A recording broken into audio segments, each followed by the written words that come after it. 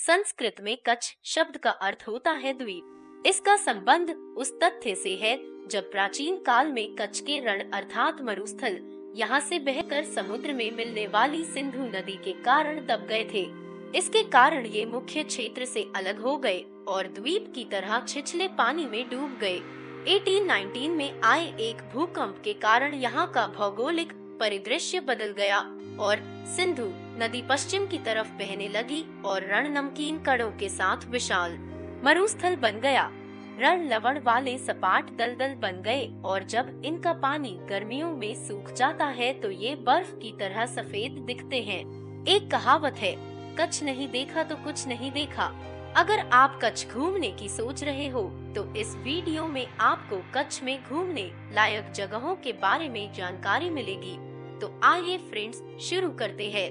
Video में आगे बढ़ने से पहले हम आपको बता दें, अगर आपने अभी तक हमारा चैनल सब्सक्राइब नहीं किया है तो अभी सब्सक्राइब करें और बेल आइकॉन पर क्लिक करें ताकि हमारे आने वाले वीडियो के अपडेट आप तक पहुंचते रहे।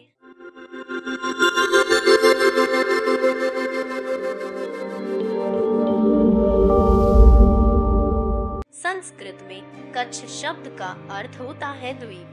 इसका संबंध उस तथ्य से है जब प्राचीन काल में कच्छ के रण अर्थात मरुस्थल यहाँ से बहकर समुद्र में मिलने वाली सिंधु नदी के कारण दब गए थे।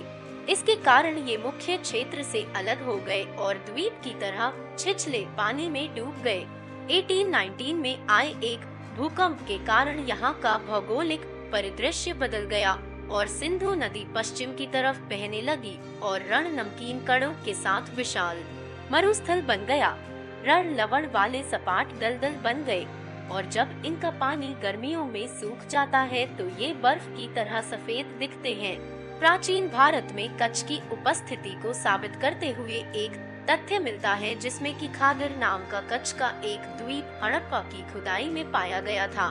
कच्छ पर सिंध के राजपूत राजाओं का शासन था, लेकिन बाद में जडेजा राजपूत राजा खेंगर जी के समय में भुज कच्छ की राजधानी बना। मुगल काल में 1741 ईसा में लखपत जी कच्छ के राजा बने और उन्होंने प्रसिद्ध अजना महल को बनाने का आदेश दिया।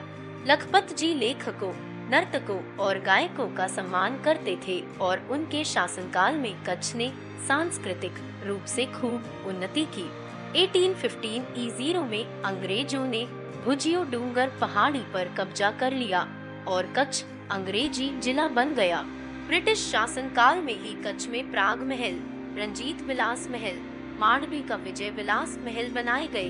भारत की स्वतंत्रता पर भारत का भाग होने के पूर्व शाही राज्य होने का कारण इस दौरान यहाँ पर काफी विकास के कार्य हुए। कच्छ के रण के बाहरी हिस्से में पारिस्थितिक रूप से महत्वपूर्ण बन्नी घास के मैदान पाए जाते हैं। दक्षिण में कच्छ की खाड़ी, पश्चिम में अरब सागर से घिरे कच्छ के उत्तरी और पूर्वी भाग में क्रमशः विशाल और छोटे रण पाए जाते हैं। ये रण दलदली क्षेत्र होते हैं।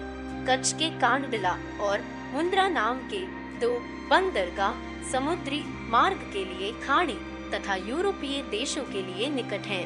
सबसे ज्यादा प्रयोग की जाने वाली भाषा कच्छी है, लेकिन कुछ हद तक गुजराती, हिंदी और सिंधी भी बोली जाती है। कच्छी भाषा की मूल लिपि लुप्त हो गई है, इसलिए अब यह गुजराती लिपि में लिखी जाती है। कच्छ में कई समूह और समुदाय रहते हैं। पड़ोस के मेवाड़, सिंध, अफगानिस्तान क्षेत्रों से प्रवासी आकर कच्छ के मूल निवासियों के साथ घुल मिल गए और इन समूहों का निर्माण हुआ। इस अद्भुत सांस्कृतिक विभिन्नता और कच्छ के रण के अनोखे भौगोलिक परिदृश्य का अनुभव करने के लिए गुजरात आने वाले लोगों को यहाँ अवश्य आना चाहिए। कच्छ एक सूखा प्रदेश है, इसलिए यहाँ पर घूमने के लिए बारिश और सर्दियों के महीने ज्यादा बेहतर रहेंगे। गर्मियों में घूमने आना जरा भी बेहतर नहीं रहेगा। इसलिए अगर आप यहाँ घूमने आने की सोच रहे हो तो अक्टूबर से लेकर मार्च तक घूमने के लिए बेहतर महीने हैं। दूसरी, इन महीनों में घूमने आने की एक खास वजह यह भी है कि यहाँ के प्रख्यात सफेद रण में हर साल नवंबर से लेकर फरवरी तक राज्य सरकार द्वारा रण उत्सव का आयोजन किया जाता है, जहां पर हजारों की संख्या में लोग देश और विदेश से यहाँ के व्हाइट डेजर्ट के माहौल का आनंद लेने आते हैं। तो मित्रों, हम उम्मीद करते हैं आपको इस वीडियो से बहुत कुछ जानने और सीखने को मिला होगा। अगर आपको ये वीडियो पसंद आई है तो कृपया इसे लाइक करें और हमें कमेंट करके बताएं। वीडियो को अपने दोस्तों के साथ शेयर करें और चैनल को जरूर सब्सक्राइब करें। फिलहाल के लिए बस इतना ही, मिलते हैं अगली वीडियो में। अब इजाजत दें।